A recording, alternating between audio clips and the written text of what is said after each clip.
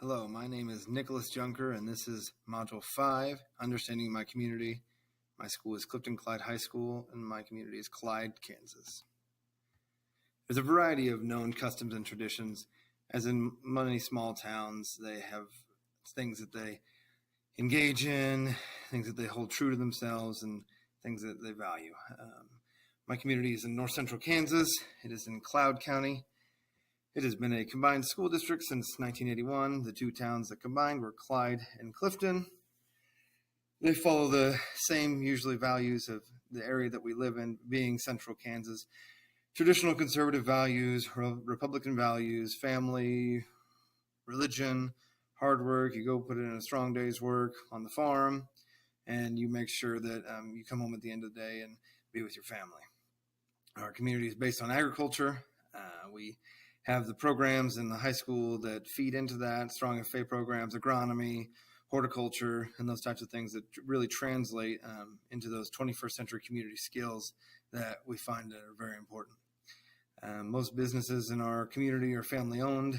I have quite a few kids in my social studies classes that their names are on the downtown businesses, and that's just part of, I think, is part of economic growth, which is what I'll touch on later. We don't have a lot of civic engagement. As a government teacher, I would like to see more, but that's something that I think can grow as I am in the community. I can encourage my kids as the next generation to go out. An important tradition in our community is the Watermelon Festival. I've only lived here for 6 months, but I've attended one Watermelon Festival, and then since I've been here, and one prior to moving here, and I think that I've realized that it's quite important. We also have a strong athletic tradition, and I was discussing this with my administrator about a week ago.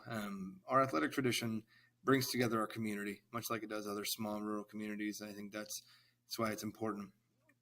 One of the things that we do struggle with a little bit, though, as I mentioned prior that we are a combined school, is we have some struggles with our unification. It was, even though it was 40 years ago almost, there are still values and things that are being held on to that were from both separate communities. Other customs and traditions is its impact on economic, political, and social class structure. We're very homogenous, and so we don't really have a lot of issues with race, ethnicity, and other varying cultures. Religion does dominate, like many rural Kansas communities, Christian, Catholic, etc. Obviously not religions outside of that are not traditional to Kansas, and so that homogeneity is important.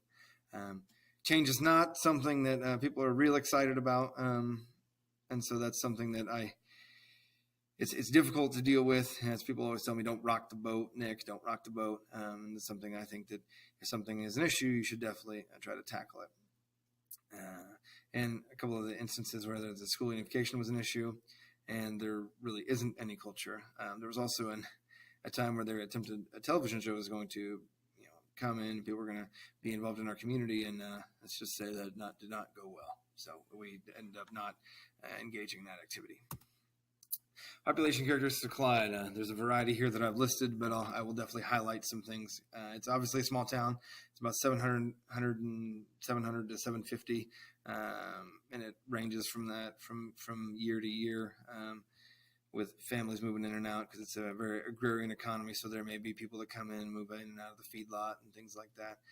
It's like much rural Kansas communities. The populations have been trending downwards for the last better half of the century, 1960 on. And so that population trend is definitely impacted by the lack of economic opportunity. Like I mentioned before, the homogeneity is 93.7% Caucasian English. We have 0 ELL students or ESL students. We do not have any diversity, and so, as I preface right on here, this can lead to social naivete, which can give students struggles in the future. Mean age is 42 and a half. I think most communities are trending older, especially in Kansas, and I think that's an issue. What you see in our community is not a lot of people with bachelor's degrees or graduate degrees. As you see, there are 14 and a half for bachelor's degrees or higher, and graduate degrees are even less. And I think that's from what I've seen in the data, it's probably pretty typical of a rural community. So going forward is communication channels. And I think that I keep falling back on that, is most of our things that we do in our community are pretty typical of rural communities. We have radio, 2 radio stations, one out of Concordia and one out of Belleville, and they cover different aspects of our community. We have a couple of newspapers, one which is the Clyde Republican. It's obviously a small newspaper based in our little town, and it goes out to a couple of places in the surrounding area, but mostly relegated to Clyde. We have the Belleville Telescope and the Blade Empire, which are out of Belleville and Concordia respectively, and they highlight mostly athletics and possibly graduation. We have the School Marquee, which is out front. They just built that this summer that I was coming in, which was this year, and so I got to see that put up a little bit while I was actually interviewing.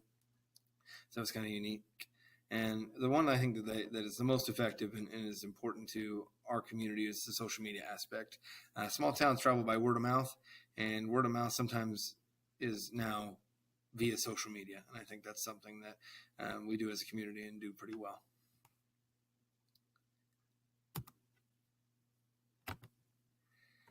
Community groups. As a small town, we have I would say our community groups are very traditional. Being in church groups, we have a PTO organization called Eagles for Excellence. We have a Lions Club. We have a Chamber of Commerce. We also have our City Council. The last 2 groups are listed, the City Council and Chamber of Commerce. Their engagement with the school is limited.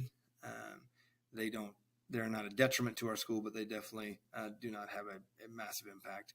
The Lions Club does support us, things like football games, and provide some donations for some fundraisers, and so those things are important. We also have a parent-teacher organization, which is a great help to our school. They provide grants, financial support for field trips, for supplies, and they're a very good group, and they assist not only at the school, but also getting our message out into the community. And like most rural communities, we have very strong church presence with a few Lutheran, Presbyterian, and Catholic organizations, and those do all provide assistance and kind of help out for our students. So knowing our leadership, and like I said, in our small town, our civic engagement is not great, and so it's typically relegated to school leadership. We have a new superintendent for the last 2.5 years. He is a very good superintendent, from what I gather. The superintendent prior to him did not engage the community like he does. He is very motivated to get people involved, students involved, and to grow the school in a way that is common sense and that will lead to success. Other leadership is the Board of Education. Most of our Board of Education kind of fits into the last one as well, and to wealthy businessmen. They feel, I think, that they have the most vested interest in how the school runs, because the school does contribute economically, as you know, we have a considerable amount of staff that spend money in the community and live in the community, and so they think that those decisions being made with students and people going forward is important. I think they both kind of fit the same mantra. They impact the school and the community. They drive success, and what is the best needs for the school and the community and the town is what they strive for. So community leader success, as I mentioned, our superintendent, he's a fixture in the community, much like our board members and our wealthy businessmen, and they work hand in hand. And I think that if great institutions work together, I think that they are able to positively impact their community. They're strong communicators. They reflect on things that don't work and things that do work and change. Like I said, I mentioned that he's a strong communicator. The picture below is of a barbecue where it's a community gathering of student faculty, local businessmen, and those things are very important. And they also provide physical and material resources for our school, for our community. Like I said, if they work hand in hand, I think they can benefit all stakeholders. So knowing some economic conditions, as I mentioned before, we're a small rural community, so it's based on agriculture. We have a pretty sizable hog farm that is between Clifton and Clyde that employs a considerable amount of people. And when I ask my students what do they want to do when they grow up, the people that are out and they will work on the hog farm. We have a variety of banks that deliver small business loans, farm loans, those things that keep that community running, so that way we can have a strong economic health for our economy. And like I said, and I prefaced that before, family-owned business. I think that's something that's important and definitely important to our community, is that we have family-owned businesses and they drive the economy. Some of the economic data, the median household income, you can see there. It's pretty typical for small communities. Medium home values, I would say as well. Unemployment is about the norm for Kansas. One of the things that I looked at going into this community is what are their tax rates, what is their property value, and Clyde and Cloud County itself has pretty high property values, as the cropland is pretty good around here, and so their contribution to the school through tax levies and mill levies is pretty high. Political structure, like Kansas, it's pretty homogenous, and it's very strong conservative values. One thing that I find is interesting, as I've had at previous schools issues, is politics is kept out of the school. Everybody keeps to themselves in terms of that aspect. You know, when elections come, obviously it heats up a little bit, but it's pretty much kept to a minimum. And like most rural schools, the staff trends to be more diverse in their political values because they're typically from other places, and so we may have some more balance in that. And just like any school, we have a fairly strong teachers union presence. I think that's more of a reactionary thing to the community-wide political beliefs. So some social tensions, we don't have a tremendous amount, like I said, due to being very homogenous. But the ones that we do have, I would say, are typical for small town is a wealth divide. We have big farmers, small farmers. Our head basketball coach that I started working with this year, he's a big farmer, and he sometimes seems a little bit out of touch with some of the issues that small farmers have to deal with. And I think that's one of the things that we're trying to go forward with. We don't have a lot of white collar jobs, teachers, professionals, bankers. We don't have a ton of that just because of the lack of economic opportunity and business in here. But we do have a strong sense of hardworking community, and I think that's important as we go forward. It teaches the students to be able to work in their community and drive the success of their school/community.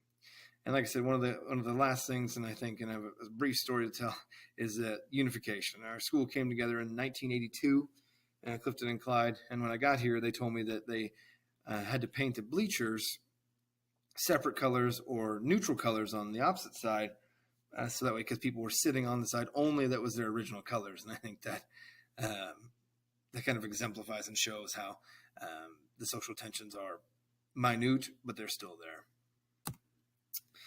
We said extra sources of information are the websites that I've listed, our school website, Clyde's website, and then Clifton's website. They don't have a designated website, but through their Facebook, that's where you get some of the information for their town.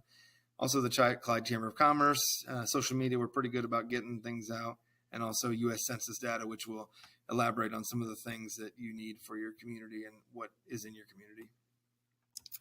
So power structures, I put a picture of this dome on there.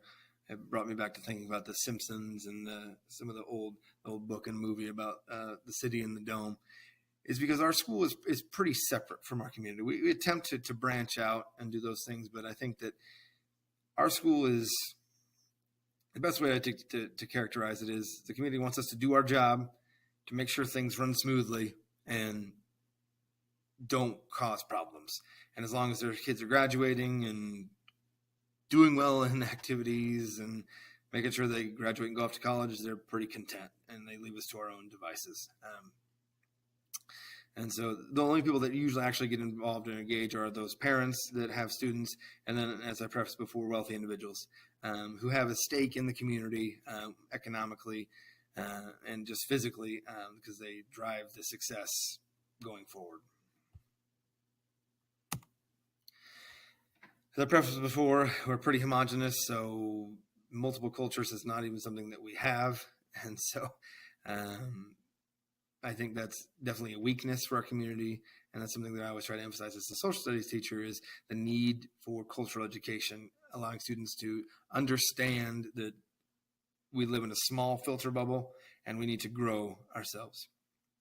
And I think that's something that's difficult in a community that's so homogenous is, and I prefaced before, we don't like change. We've never liked change, and we will continue not to like change. And so the issue is we need to continue to branch out and try to get those people to not like change, but embrace change as it goes on. And knowing the power structure, and I prefaced before, the people in the power structure is one is wealthy parents. They provide fiscal and material support. They help out in the school. They want to drive success to make sure that the school will be successful. So that way people want to come back to the community and drive that economic growth. Our teachers union is fairly strong, especially in our negotiations process and overall the wants and needs of the students and the staff. At times it can be a little bit of a hindrance, as I've discussed with my administrator, but typically they're pretty strong in their support for students. And also the superintendent and principal. I would say that he's one of the strongest members of the community and the school. He wields a tremendous amount of power and authority, and he can be a driver of serious change economically and school-wide and community-wide. He is a fixture in the community, and everyone seems to, if he has an idea, get on the bus and continue to make sure that they are successful. Measuring the public opinion of our school, talking with some community members, talking with staff, and talking with administrators, as I've only been here 6 months, so I wanted to make sure I got a good breadth of the school, is making sure that the school just completes its responsibility. Their job, the community looks on as we are to educate the students, make sure they're successful in their academics, athletics, and prepare them for the workforce. And so sometimes the humanities do take a back seat, but I think that it's important to know the role of a school in the community to drive their success. And if that's what the community needs and wants, that's what the community deserves and will get. And so some of the things will be left out, but if that's what the school needs, they're the taxpayers, and so we drive the success through them. Ways we do gauge the community's responses through board meetings. We have a pretty good, something that I haven't seen prior in my other positions, but we have here is excellent attendance at board meetings. And the few ones that I have witnessed and been to for activities, there's a pretty good stakeholder involvement. Through our parent-teacher conferences, we give out surveys, and through those surveys, we ask what the community wants out of graduates, what they feel is important in our school, and so we collect that data, and that also drives our decision-making going forward. And we also do public opinion through community meetings. We'll get coaches and sponsors to attend Lions Club and social events, just to show that the community is important to us and that we value that going forward. And so this is the end of my video, and I appreciate you listening. Thanks.